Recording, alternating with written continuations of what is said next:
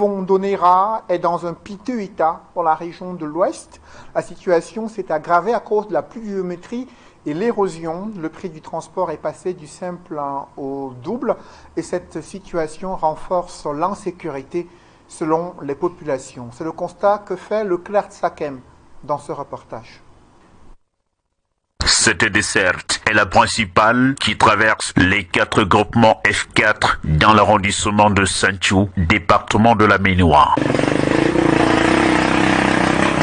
Elle est dans un état comateux, oubliée dans les archives du développement local. Seuls quelques Bayam Salam originaires du coin y s'aventurent en cette période de forte pluie. Depuis hier que je suis quitté chez moi, me voici encore en route. Nous sommes allés acheter la marchandise. Comme la journée d'hier, la route ne nous permet pas de rentrer. Nous sommes encore en route à l'heure-ci. Et on ne sait pas quand est-ce qu'on va même arriver avec notre marchandise. Et depuis hier, 5h30 que nous sommes quittés à Tchang. Et nous sommes de Fondonera. Et c'est mon village. Et nous, on ne peut pas abandonner notre village parce qu'il n'y a pas moyen d'arriver là-bas. Quand il pleut, nous passons les nuits au marché. Parfois, on marche à pied jusqu'à arriver en ville, en parcourant même 22 km. Il est difficile pour les riverains d'explorer la richesse dont la nature les a fait grâce. Le transport est passé du simple au double. La petite marchandise que j'ai payée hier, on m'a demandé de payer 25 000 et que je ne connais même pas comment je vais vendre la marchandise là pour récupérer au moins mon capital que j'ai dépensé.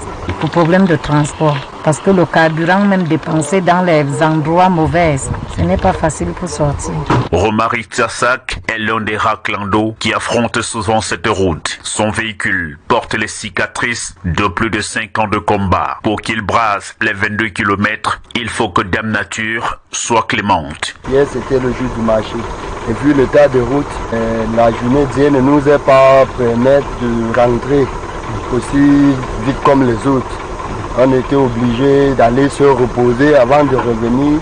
Comme vous nous voyez aujourd'hui, avec l'état des voitures, tout le confort, avec les conditions de route, comme nous sommes en train d'aller maintenant sous la ville, on ne sait pas quand est-ce qu'on arrivera à Tchang. Nous avions passé une nuit en route comme vous nous trouvez en route là. Et à cela, il se fait accompagner par des gros bras qui à chaque zone de turbulence doivent mettre leurs muscles en valeur. Si tu n'as pas de convoyé, tu ne peux pas aller en brousse.